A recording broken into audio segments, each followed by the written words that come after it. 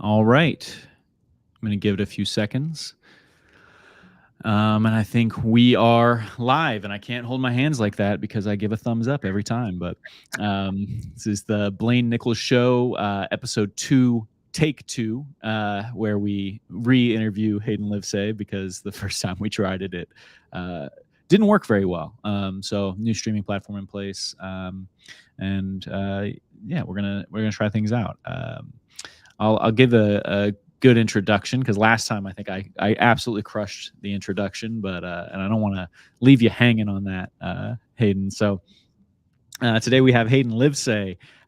You'll know him from his work on Swiping Right, Snatch and Grab, all of the J.R. Valentine films, which are world renowned at this point, and 2 seasons of The Pool, in which he starred and directed, and now most recently a series of shorts. Combatre. What's the other one? Artists and Animals. Artists and Animals, and In the Ring of Brotherhood, which is coming soon. That's why we have Hayden here. Hayden Livesay, how you doing? Doing good, Blaine. Doing good. Thank you for bringing me on to do this inaugural. What I guess? What did you call this exactly? Is it? You can call it a podcast. I'm running it as a podcast, so we'll see. It's an honor. Yeah, it's an honor to have you. I would want nobody else. So the thing I talked to you beforehand was that I really thought you and I share a love for the same movie, and I thought it would be a good opportunity for us to talk about that love in a safe and fun space. So the movie we're talking about is Armageddon today. Armageddon is the greatest movie of all time, period. Fight me if you disagree. Yeah, Hayden, what is it that you think you love so much about the movie Armageddon? I mean, there's so many things, but it was funny is when you were like, "Hey, let's talk about Armageddon to start this thing off." And I was like, okay, so I was thinking about it. Now I didn't, because originally when we were going to do this on Tuesday, I would have had the time to watch it, but I did not have the time to watch it, rewatch it. But I mean, I've seen it, hundreds of times. So here's the interesting thing I was thinking about. Okay, so you look back, like I think and stay with me on this, but I think Roadhouse, and I'm like, Roadhouse, I love that movie. It's so ridiculous and it's so over the top. And some of the lines in Roadhouse are so absurd.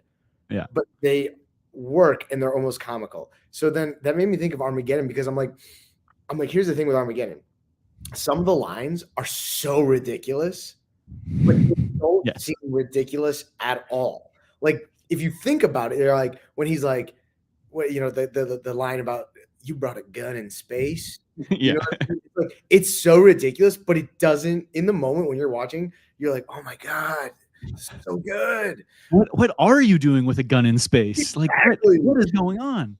So I think there's that aspect. The other thing is look, from top to bottom, this movie's fantastic. The cast, when are you gonna? You got so many actors who are stars now who had smaller parts then, and you put all of them together and they were so good. Every actor shined in their own little moments, you know what I mean? Absolutely. I pulled it up just so that we could list them off here because it's unreal what we're talking about. We got obviously Bruce Willis as the lead. You got Billy Bob Thornton playing an amazing head of NASA, Affleck, Liv Tyler, Will Patton, Steve Buscemi, Owen Wilson, Michael Clark Duncan. You even have a cameo at the very beginning from Eddie Griffin, right? Even down to these smaller roles, you've just got everybody is a star and bringing their A game. I think of Owen Wilson as the perfect example of this because Owen Wilson is every single line he has, and it's not many. It's probably he has 10 to 15 lines in the whole movie, but every single one, he just knocks it out of the park. I think of scariest environment imaginable. That's what we're talking about. The scariest environment imaginable. That's all you need to say. Sorry, go ahead. I didn't mean to cut you off. No, yeah. I just think that, Armageddon gets a bad rap. We haven't really talked about that, but I think a lot of people think that it's too over the top, too ridiculous. There's the video of like Affleck where he's talking about the movie. It was like from the director's commentary or whatever, and he's just like tearing apart the logic of sending drillers into space to solve this rather than sending our astronauts who you taught to drill. And I totally agree. It is ridiculous and absurd, but it's just so much fun that it doesn't really matter. It is. Also, it's like, I mean, I'd be curious. Okay, so I'll tell you my favorite moment of the movie, and then I'd be curious to hear what your favorite moment is. But dude, for me, I'm sorry, man, but like, oh my God. Like I can feel the eyes getting watery thinking about the moment when Ben, when he pulls Ben's thing and shoves him back in, at the end, and the whole build up to that moment. And then when he's talking to his daughter, and he's like, I'm not coming home. I'm like, oh my God, I'm sorry. Like I don't care, like, how cheesy it may come off to people. To me, it's not though. I think that's the beautiful thing is that they take these like things that could be cheesy, and maybe some people think they're cheesy, but I think they actually execute them so well. But that moment, that whole part there, it's such a payoff after the whole thing too. I actually asked ChatGPT before this why it thought Armageddon was the greatest film of all time, and surprisingly, I mean, it hit all the same themes that we did. But one of the ones that it said that I think is what you're saying there is like, it said themes of heroism and sacrifice, right? Yeah. At its core, Armageddon is a story about ordinary individuals stepping up to save the world. The themes of heroism, sacrifice, and the human spirit resonate with a wide audience, offering inspiration and a sense of hope. I mean, how can you not feel hopeful when, the entire movie, right? Bruce Willis has been trying to stop Affleck from being with his daughter, but then he realizes, actually, I need to sacrifice myself and let him go take care of my daughter now. It's a beautiful thing. It really is, man. Also, I mean, can we talk about ChatGPT? Like how well put, I mean, AI, good Lord. They literally gave me like 7 themes, like the first one being star-studded cast, then emotional depth, iconic soundtrack, thrilling action and special effects, cultural impact. You do, like, tell me, you do not hear that Aerosmith song, and what do you see? You see the car going, and you see them sitting there, and the animal cracker thing. I mean, I can't hear that song and not think Armageddon.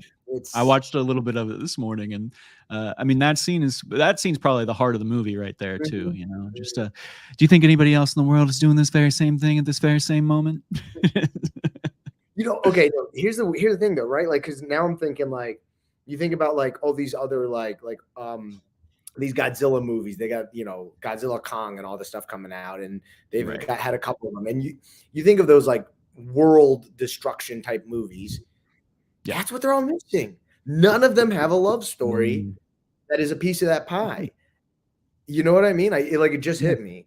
It's like the complexity of the characters, right? It's just not there. Also, like. That whole dynamic between Bruce Willis, Liv Tyler, and Ben Affleck is like got a ton of nuance, a whole bunch of different elements to it that all of them are missing. That's so these true. Days. Yeah, I think they're like poor copies. Yeah, that's true, right? But like, I mean, that's the thing. Like even like, the big action movies, they don't really have that. But like, if they did. Maybe look a little differently. I don't know. Maybe we enjoy them. Maybe Fast and Furious would be good again. I don't know. That's got heart. That's got family. All right. Oh yeah, we know it's got family. We've heard Vin Diesel say that 1,000 times. Look, the first Fast and Furious is legit. Fast and Furious 1, fantastic. Sure. Even like I think it was Fast 5 or whatever when Vin Diesel first came back, like pretty good.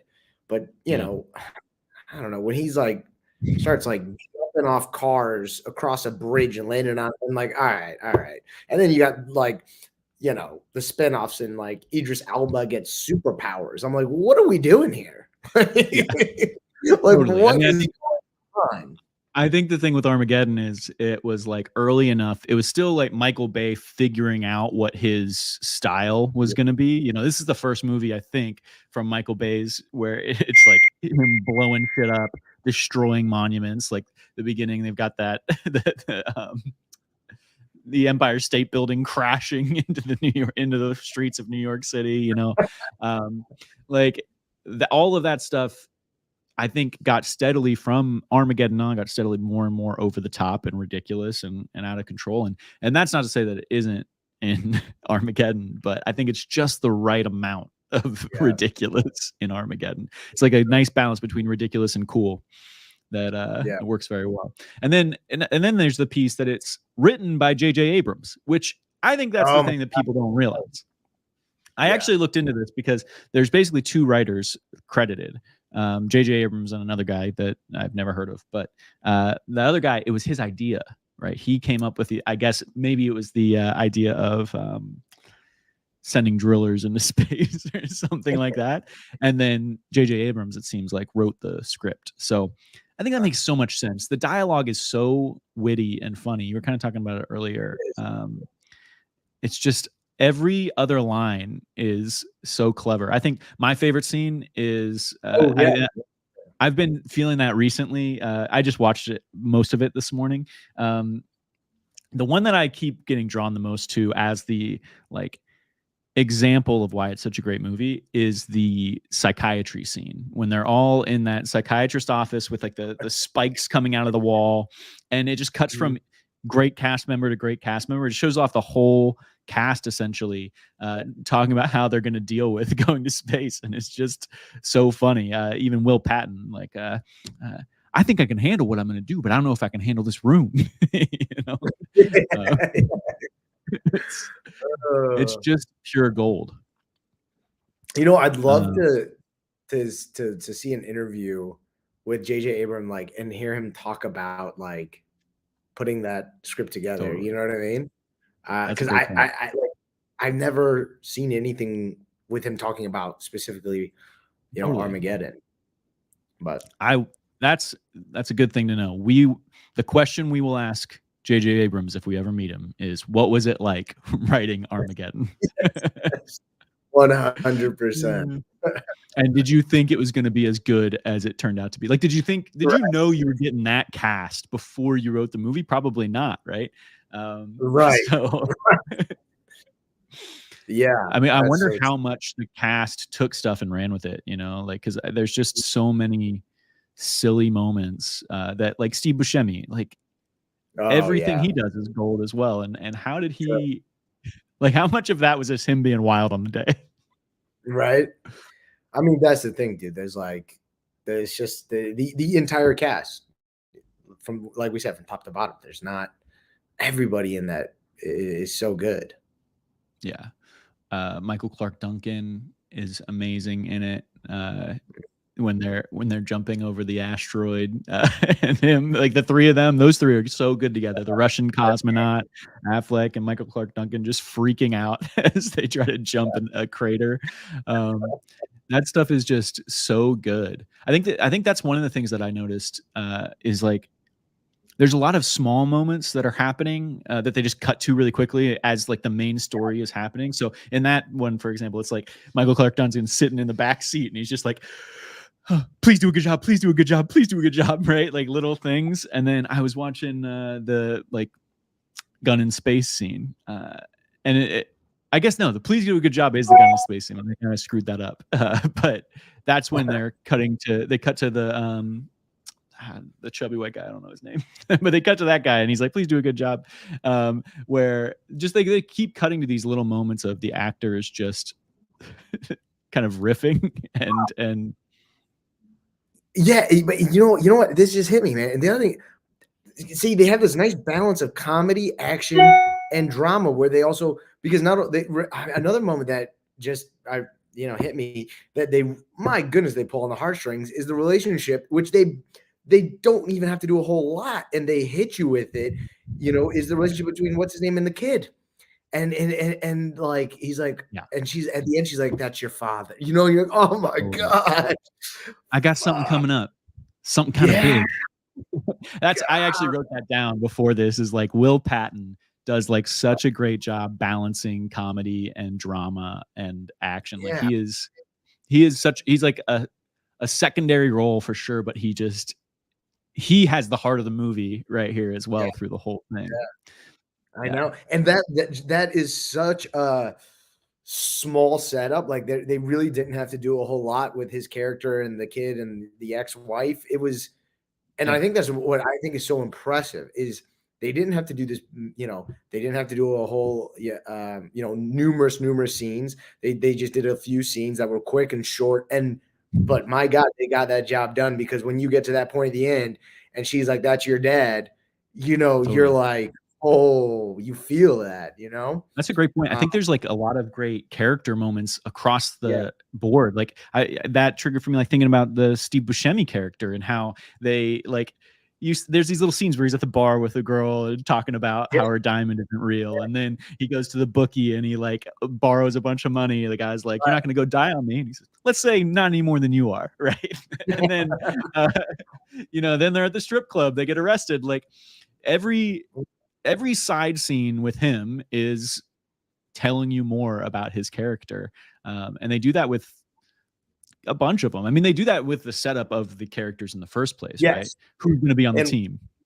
exactly. And I love that too. They do it with very little to no expositional dialogue. You know what I mean? True. Like Yeah. they, especially like, with the wife and the kid, like it's clear something happened there and it was probably on him and it was not good, Yeah. but they don't straight out ever say it, right? It Yeah. kind of leaves your imagination.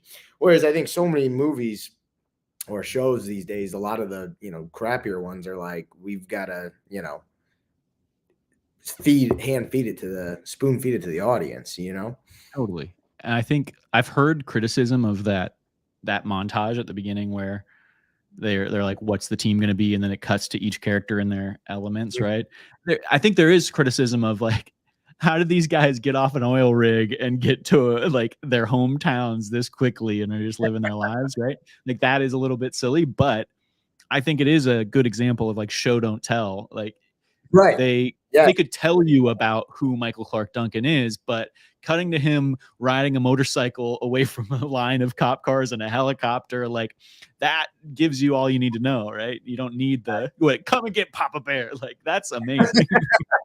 It really 100%, man. But like that's the thing, right? Like it's like I think that's the key to putting together a good film is show don't tell, right? Like obviously you're gonna have some expositional stuff every once in a while, but like I don't know, I just think the more you can show and not tell, the better it is, you Yeah.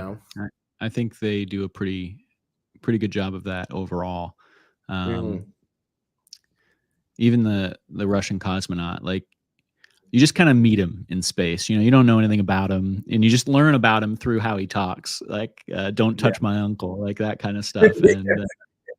And and they let the actors do a lot of that storytelling by just being the characters throughout the Yeah. movie, which I think is great. Um, well, any other things you want to touch on with Armageddon? I think that's all that's coming to mind now. I Yeah. mean, Well, the real reason that you're here is we wanted to talk about your upcoming short film, In the Ring of Brotherhood, mhm. which I'm super excited about. Why don't you just tell us about All right. Well, dive right in. it?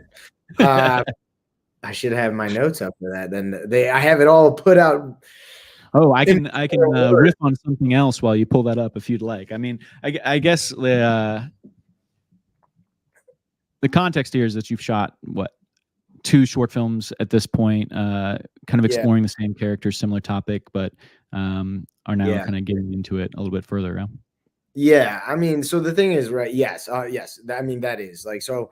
Shot a couple short films, all in the similar world, leading up to this one, which it has definitely evolved quite a bit from the original one. Like even in the because from the beginning had the idea for a feature, and but the actual storyline has evolved quite a bit since then to where it is now.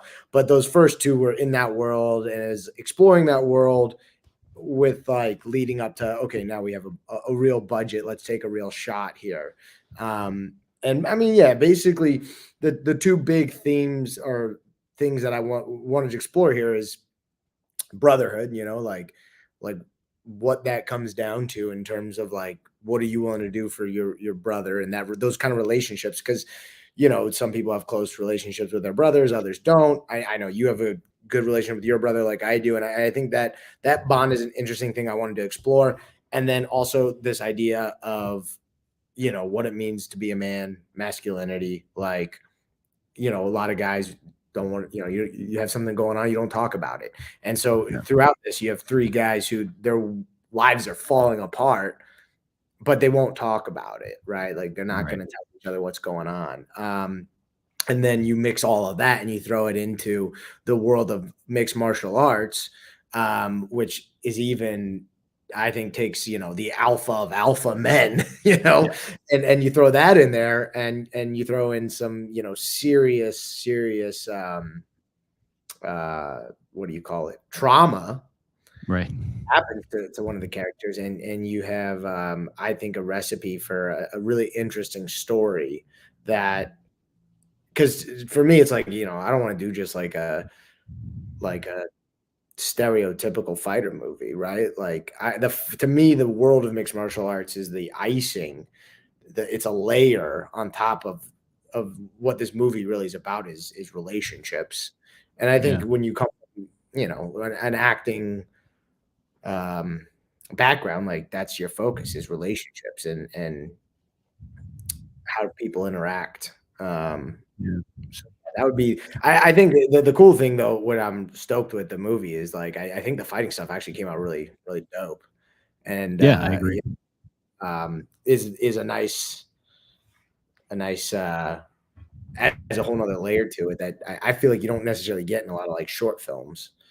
Yeah. Um, Oh, totally. I mean, it adds to the production value a ton. And there's that mhm. great you made that great clip where it shows like the training into the like the rehearsal of the fighting into the actual fighting, and it just like it's clear that all the work you guys put into it paid off really well. And also I think you've talked about like wanting to make sure that the fighting looks realistic and is Oh, coming from a place 100%. who actually knows about fighting, right? Well, yeah, because dude, that's the thing. Like, you see a lot of fighting movies, and you're like, that choreography is not even remotely realistic. And so, Right.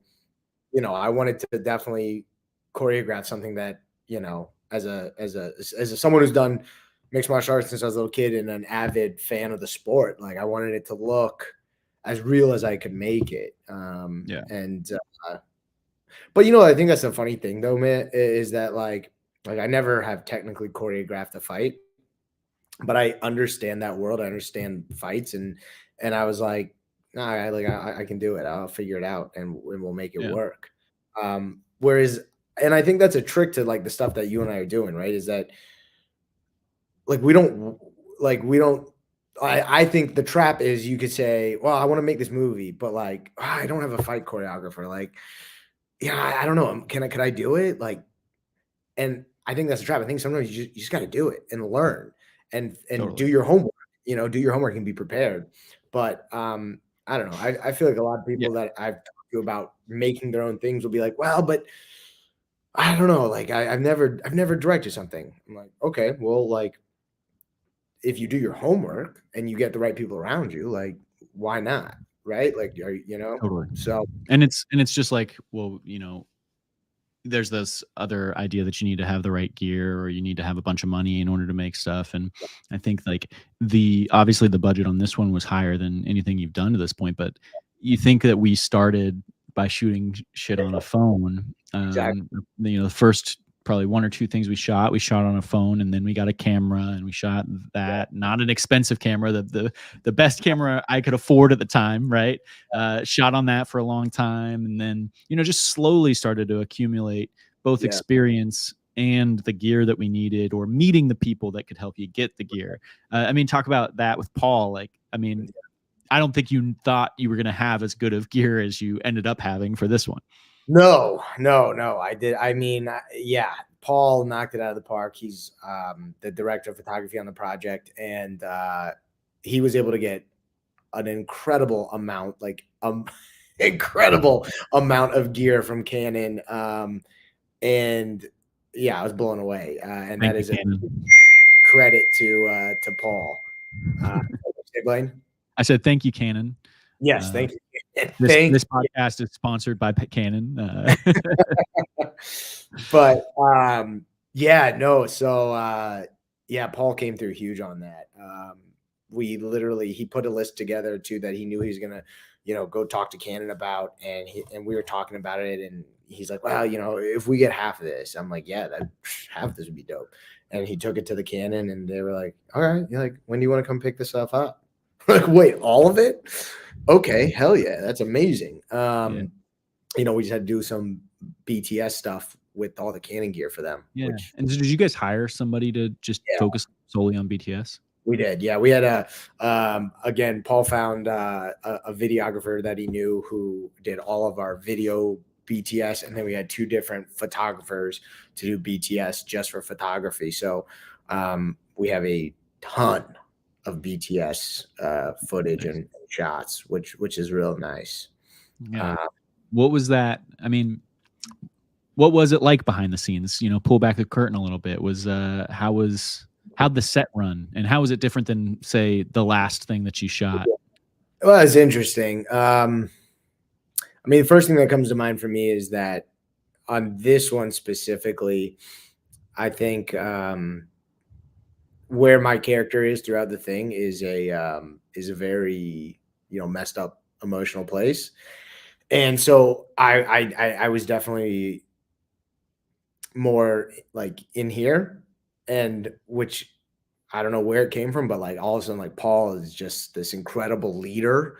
Not like that he hasn't been before, but he made it a point to step up and be a leader on set, which was like awesome. And it was like super helpful, and was great to have that. So there was that aspect, which then allowed me to, kind of keep a little more focused here on the acting portion. But the biggest difference between anything is that, Paul and I worked together on so many projects that we have gotten, like, I would call it a well-oiled machine. And again, that's why it was so nice. All those other smaller projects really led up to this, where, man, we were so on point.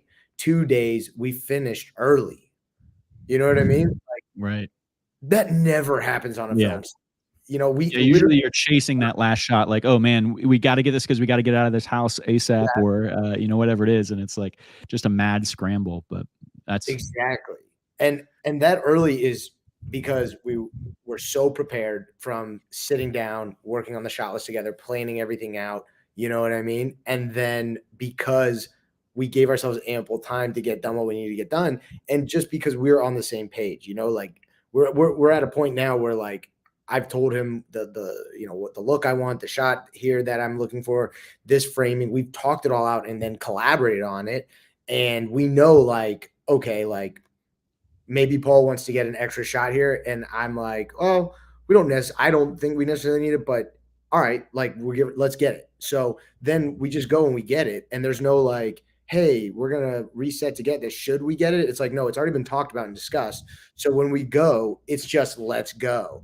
And I also, as an actor in directing, I don't have to step behind the camera. I don't have to step out of the scene every take to make sure Paul got the shot that I had wanted, because I know he's got it, because we are on the same page, and we have worked all that out in pre-production so much. So that, I think, it was I think the biggest thing was in the past, there have been times where I couldn't eat lunch because I was so stressed. Like, are we going to get everything we need done in the day?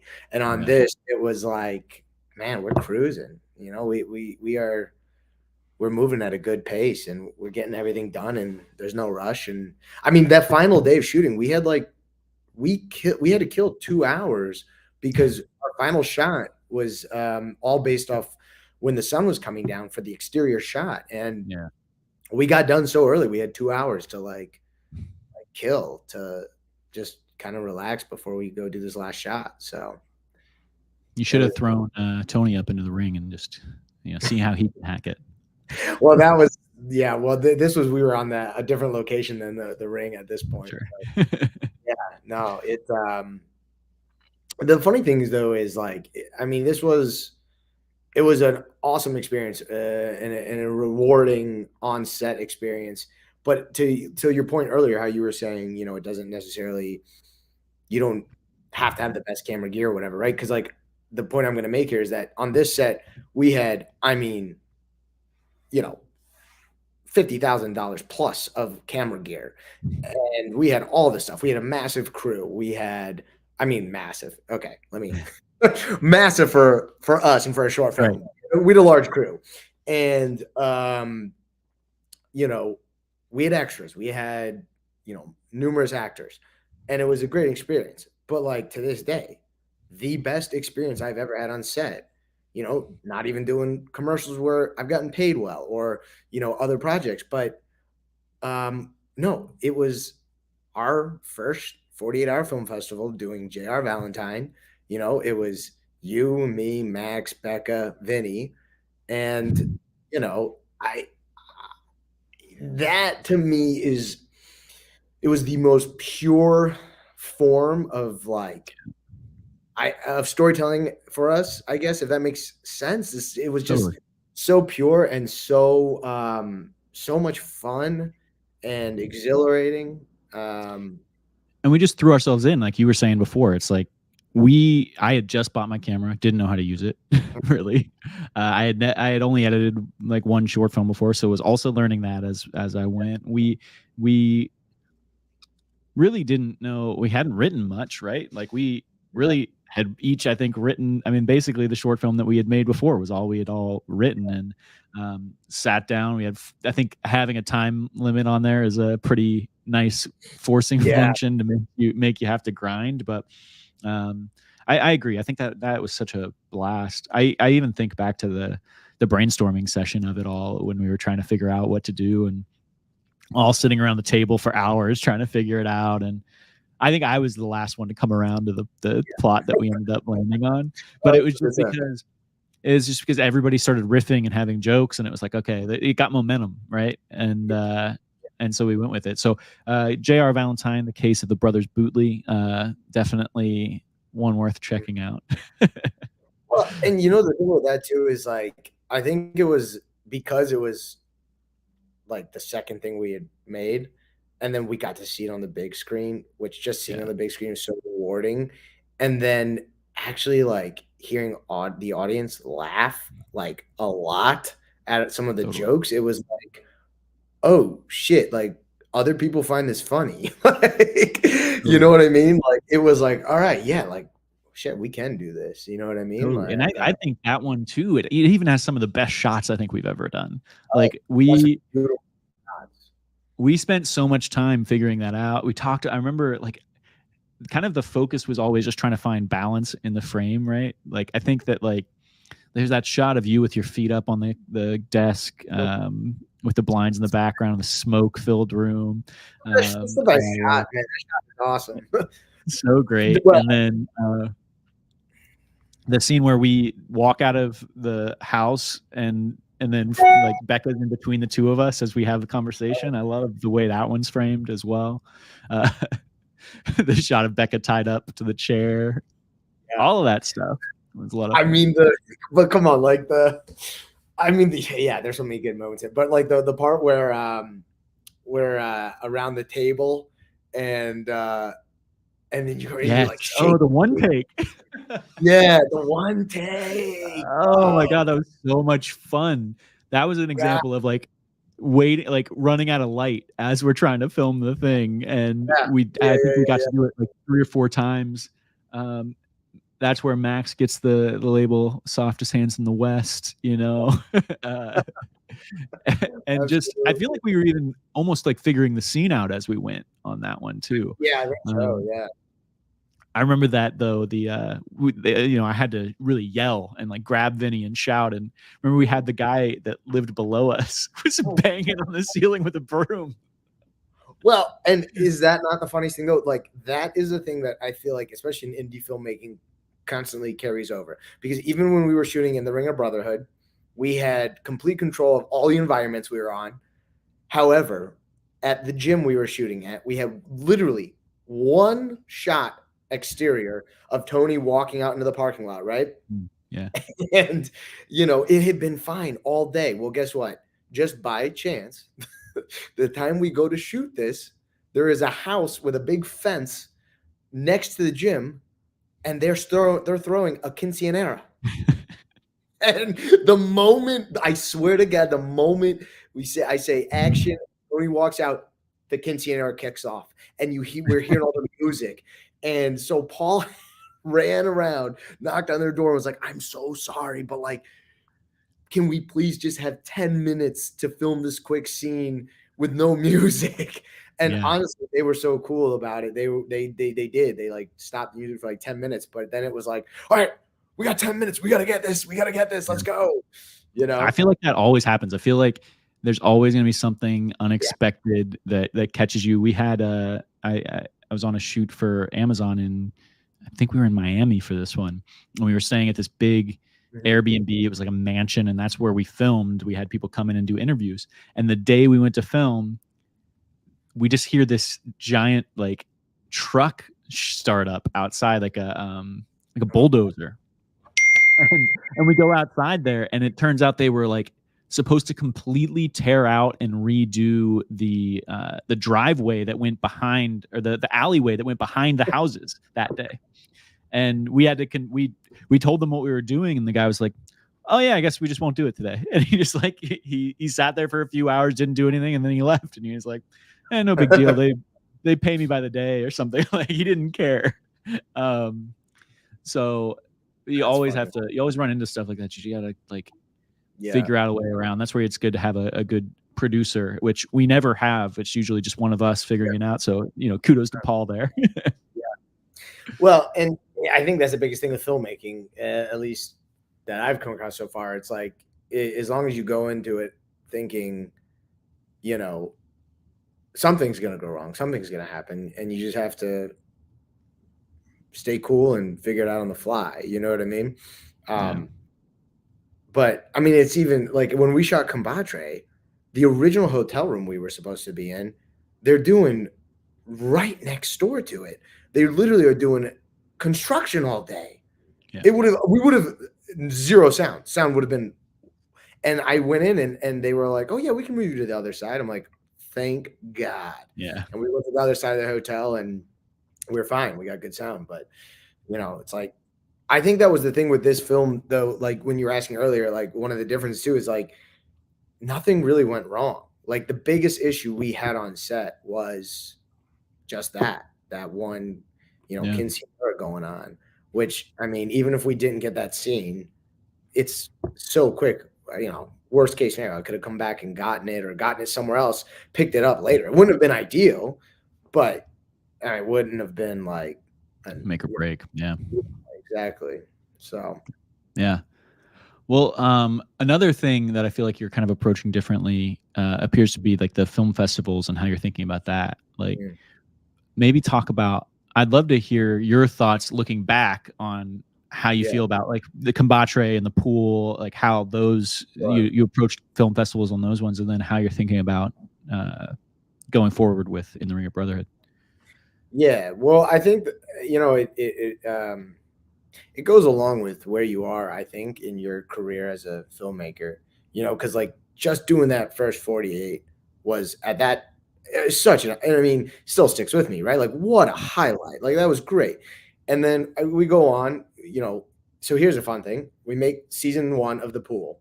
Does not get into a single film festival. I mean, not one. I submitted it to, big ones, small ones, whatever. Like I took my shots regardless. Didn't get into a single one. And so I said, okay, that's fair.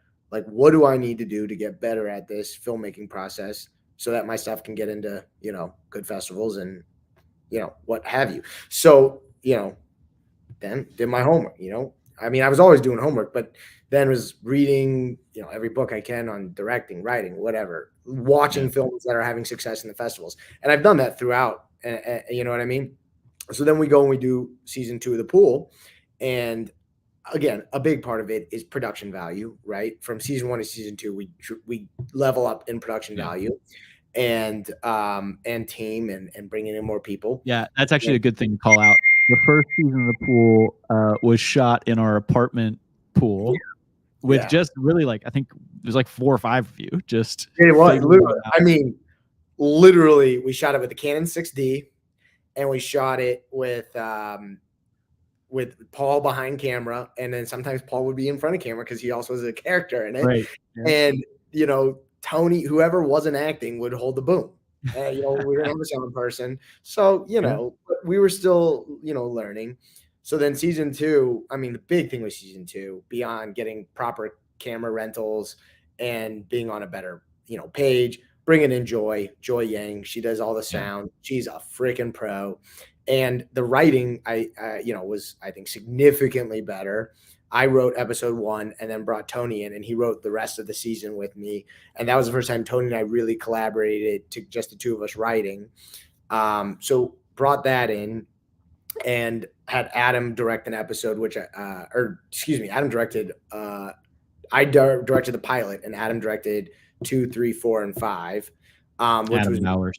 Yeah. Adam Bowers, yeah, who's a great director, and that was awesome. So then season 2 took that, and we had a really nice festival run. We won a bunch of awards, a lot of the web fests, and that's what I was targeting, and short film festivals, and we had a nice run. And then Combatre and Artisan Animals, those two shorts,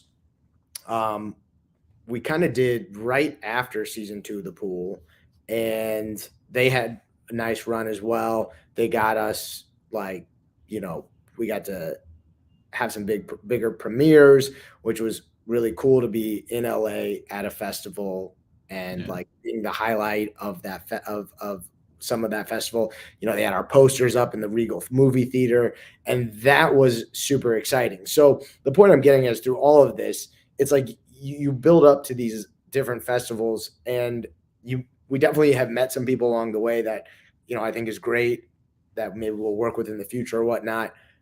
And the excitement is there, but now we're at a point where, like, I want to get into a festival that can actually, like, help, like, the actors, the filmmakers, the team actually go somewhere to the next level, because there are a lot of festivals that it's great exposure, I guess, and it's a fun experience, but it doesn't necessarily move your career forward, I guess. It does in a sense, but, like, you got to get into one of the big festivals to, I think, from what I've learned so far, to really take a jump. But that's not to say, the thing is, like, a lot of those medium, decent sized festivals that we got into, I mean, that helped. That literally is the reason I got a much better theatrical agent. The agent I've been reaching out to for a couple of years, could not get an email back. And then the pool season 2 won best web series at the LA Live Film Festival, and I sent that to the agent, and I got a meeting, and then she signed me. So, They're definitely worth doing, right? It's like, it's worth doing to, I mean, think about how much you learned about just the process of how film festivals work through doing it. And then, exactly that example, you get to see yourself on screen, see your work on screen. You're also just getting the reps in of getting better. I think, none of us went to film school, right? So we're figuring it out as we go. I mean, quite literally, like, from literal zero, no idea how to use a camera, idea how to write a short film, to continuing to progressively grow. And I think that that's, like, the right way to do it if you have no experience, is to just up the level and up the ante a little bit more each time, right? Exactly. And, like, that's the thing. If I had the budget for in the Ring of Brotherhood, if I had it back when I was shooting the pool season 1, I could have had all that budget, and I do not think it would be as good as this project is, because myself, my team, we weren't in the place we are now, right? We did. Right. I had not done all the research yet, and I think that's the key, right? Like, yes, money is going to make your project. Potentially, money will make your I actually say that potentially because I've seen a lot of projects that have a lot more money and it's trash. But that is gonna give you, allow you to have production value. But you have to, in my opinion, do the homework. You have to do the research. You have to study the short films that are having success. How are they telling these films? You know what I mean? Like, what are they filling the frame with? What is the story about? And because with short films, one of the things I found was like most of the most successful ones are very visual, much more than feature films, right? And then obviously as actors, constantly improving our craft as actors, and as writers, it's like, okay, like let me read every book I can on screenwriting, and then like, okay, being original in your own sense, so you're not just like, well, this was successful, so I'm going to do this kind of a movie. It's like, no, you still got to tell the stories you want to tell, but formulate them in a way that probably is going to give you success, given the ones that the style, not the style, I guess, but the format of the short films. Understanding what works for short films, and especially like the difference between a short film and a feature. Yeah, exactly.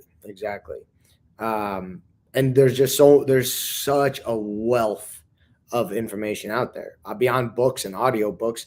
I mean, there's so many things on YouTube. I mean, now you could probably before, because ChatGPT wasn't out there, you could probably ask ChatGPT half this stuff, and it's gonna like give you such a wealth of information on how to go about putting together a film when you don't know how to do it or you're learning, right? My God, what I would have given to have that back then, I think the biggest thing too is you just gotta trust yourself and your team, Yeah, Um, totally. And like, I think I was gonna ask also about you directing and acting, and I realized that's kind of how you've always done it. Like, I think I don't know if you've directed something that you weren't acting in. Have you at this point? well, except for those couple episodes of The Pool season 2 that Adam directed, I Sure. have directed everything else. So it's such an interesting thing, man, because you have to. I think you have to, if you're going to do it right. I think you have to think of a couple things. I think you have to Okay, well, I digress. Okay, so for me, it's not. I don't think it's difficult because I have actors who are so freaking good that I have to give very little direction to, and that not only that I write with, but we do so much rehearsal leading up to the film that like on the day of, it's just like there's very little direction to be given. If there Yeah. is, I say it and they're so good and they do it. You know what I mean? Or they do their version of it, whatever. It's even better. So, especially because we figure out so much of that work in that process. And then on the technical side, I got Paul, who's an incredible director of photography. He understands the lenses and the camera gear at a much more technical level than I do. And we have such a good relationship and collaborate that I don't have to worry about that side. And so when you have those two pieces, I think it makes it pretty easy. I think the hard part is when you have it all set up so much. Sometimes it's like you're like, oh, I'm the director, but I don't feel like I'm doing that much. You know what I Yeah. mean? Because Yeah. you feel like you're just acting and you're not having to do as much. And also, like when you're acting, you're not like, all right, action, and then you do the scene. Like I'll have Paul call it behind camera. So Sure. I think the only trap is then you fall into this like insecurity of like, am I even directing? Like, what am I doing? Like, I think that there's no way to get to that point without having done a lot of pre-production and a lot of understanding of putting pieces in the right places to have success. And I've got a cat. This is Bart on his first live stream. But that's a function of you having done the work, right? exactly. So you're not going to have that insecurity if you haven't, because you're going to have to try to direct on the day and just like try to pull everything together. But you had such a good team that you put in place, and you'd explain to them what you were looking for. You'd rehearsed, as you said. Yeah. Like you'd already done the work, so of course you were able to just show up and act. But here's the thing, though, is the reason why I have directed everything is because so all of these projects, the initial idea was something that I personally came up with, right? And then so I had a vision from the get-go. Now Yeah. that I bring in Tony, and on this one, Tony and James, and we collaborate and write together and take it to a whole nother level. And then I bring in Paul and we collaborate visually how the story is going to look and take it to another level. But through this whole thing, I've had a vision of how I see the movie, which is kind of funny because then it wasn't until Combatre that I started editing my own films. And I think I probably care more about editing them than directing them because you have so much control in the editing room of telling the story. Yeah. But when you're directing it, I think you see this movie in your head. So when you edit it, it's, you've already seen it, right? So it's an interesting thing because it's terrifying to give up that control. You know Mhm. what I mean? Like when you have a vision in your head, it's terrifying. And it's one of the things though that like I feel like you constantly have to the whole process is giving up control a little bit, right? Because Yeah. writing is not just me, it's okay, well what Tony, what's your idea? James, what's your idea? And then we collaborate, we find the best idea and then working with Paul, it's not just okay, here's my ideas, and no, it's here's my ideas, Paul, what's your idea? Okay, and we figure things out, and you're constantly having to give up control, I guess, but Well, ultimately I think it's, you talked about it before. It's like, that's another argument for continuing to work, finding good people, and then yeah, continuing to work with them over time. I mean, it's why you see some of the best directors always working with the same director of photography, or the same actors, right? Like, this is constant. yeah, And I think you have a version of that that's going on as well. And so you guys start to speak the same language and start to know exactly. what the other person wants. Exactly. And for me and Paul, that's the biggest one. Like we've gotten ourselves, we know how each other work, we're on the same page, and we know as long as we do the prep work together, then the day of shooting is going to be, you know, a breeze. Yeah. But yeah, it's all in the prep. I mean, because that's the same thing with the actors. Like, I mean, Tony, James, Zach, they're all phenomenal actors, but we also rehearse the shit out of everything so that like on the day of, it's like, like yeah, let's just try it a couple different ways. But Were there any moments that you didn't rehearse that took you by surprise when you guys were filming? so no, not necessarily. But what did take me by surprise is this the scene that Tony and I had in rehearsals. We were throwing strikes. It felt like, right? We were throwing strikes, and we get there and we're doing this scene, and both of us are like, something's not clicking. Like it's not working. Like what's going on? And I was like, oh, let's just keep trying. Well, it was like every day, let's just try it differently. Let's do something different each time. And as a director, I knew in the back of my head, like we got it because I know we've done it differently like enough times that one of these is gonna work really well. But we never felt the magic, right? Like that's the thing. In rehearsals, we felt that magic, that magic that actors crave. That I Yeah. actually had felt most of the rest of the film in the other scenes. Um, and so it was funny because we both were like never felt it. And then when I was putting it together, it ended up being like one of my favorite scenes. I was like, this is great. This is really good stuff. Yeah. So I think that was the surprise I had because, like, in rehearsals, it was probably our best scene. Um, Yeah. but Yeah. I think, I mean, I think it cut together very well. You definitely can't tell. I think that that's an interesting actor thing for sure, is the feeling of being off. yeah, Often you can feel it, but it doesn't necessarily translate. Or I've actually, like, I think one of the things I've experienced is when an actor is sick, often like you get a different performance out of them than you did when they were not. But often it's better because they're less in their head about things and right. um, less thinking about what they're doing. Um, okay, so we've got about 6 minutes, 5 minutes here. I want to do a quick lightning round. Okay.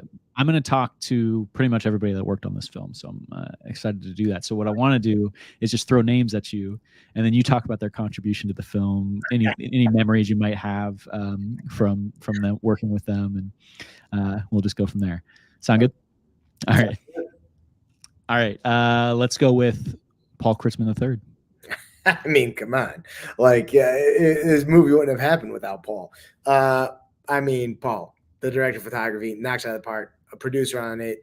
Like I said, the biggest thing that caught me off guard was how much of a lead. Like, I knew the guy's good at his craft. I knew he's a phenomenal cinematographer who has just gotten constantly growing in his craft. But what I didn't know was what an incredible leader he can be and was.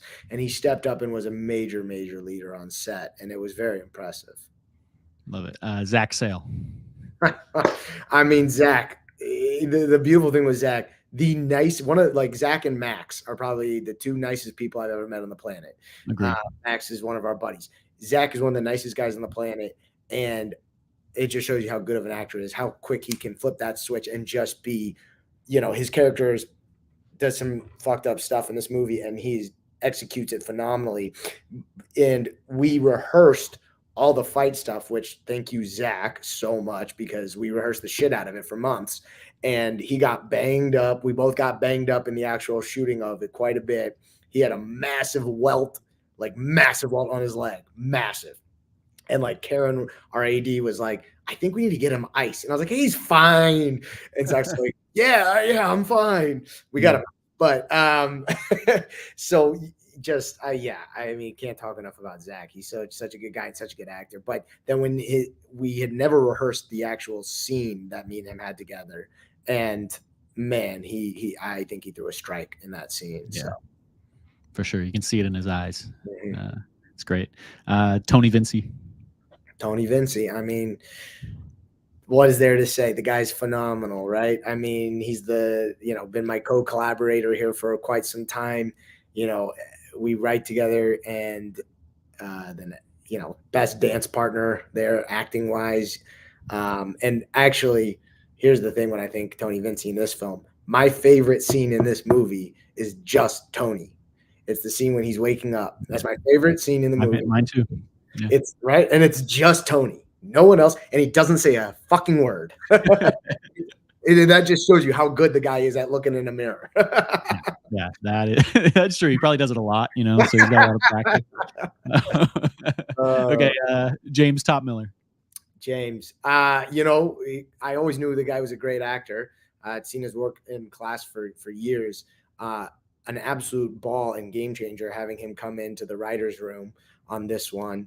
And also, I mean, that was when James and I have a scene there that is towards the end of the movie. And when we were filming that one was just like, man, every take we were feeling it. And it was a rewarding experience. Is that the scene where you come to the gym and talk to him? Yeah. I mean, every take, I don't think there was a take that like I personally, wasn't like getting that high, feeling that like that magic happening. So it's always a pleasure to work with James as actors, for sure. Love it. Those are the ones I think I might end up talking to. Are there anybody else I should be talking to, or anybody else you want to talk about? I mean, like, we wouldn't have this movie without Joy Yang. Joy Yang. I mean, Paul bringing her in when we did season 2 of The Pool was a game changer, because she is so good. She's such a pro, and she does all the sound work on set, and she does the sound design afterwards, and she does such an incredible job. And not only that, but she's an absolute, delight to have on set. Yeah, that's the. And was this the first time she did the sound mixing for you as well? No, she did it on Combatre and Artists and Animals as well. Okay. She did it on The Pool season 2. Yeah. Okay. So she's just been ever since she's come aboard, she's done. She's done it. Yeah, game changer, bringing joy in. You gotta have good sound. So. Yeah, absolutely. What's the timeline on this? When do you expect to have the world be able to see? So March 1st, which is about a week away, Yeah. That'll be our first festival submission. And so we'll make essentially the first half of the run, potential run would be the end of 2024. So with a potential premiere in July, and then the second half would be into early 2025. If we can potentially get into some of these festivals. Yeah. But Blaine, to your credit, the other thing I would say is though, but there's none of this happens without you either.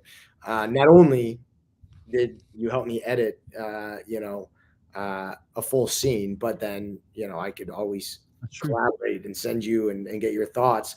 But if it was not for us deciding to do our own stuff together years ago, I would not be here making this movie now, for sure. So I appreciate that. And I'm every time you make one of these, you do a better job, and I'm blown away by your ability to continue to improve. All of you guys. I mean, everybody, you can see and feel the momentum that you're starting to build. Like every single time, you're just knocking it out of the park, and super excited, super proud of you guys, and excited to see how this one does. I appreciate that. I really do. I mean, that's always I think that's always the goal for me is, on every level. How do I get better as an actor? How do I get better as a director? I don't think about how do I get better as a producer, because I really don't like producing. But it seems like you're getting pretty good at it, though. Yeah, I mean, getting okay at it. It also, again, but that is such a. It's this one especially. Like I would say, I did half of the producing and Paul did the other half, because Paul did a lot of the producing on this. Really did, like getting the gear and the proper crew, and and I got the locations and the makeup artist, which was huge, and the cast obviously, and all that. But it's yeah, I mean, the whole thing, right? It's all collaboration. I mean, it really is.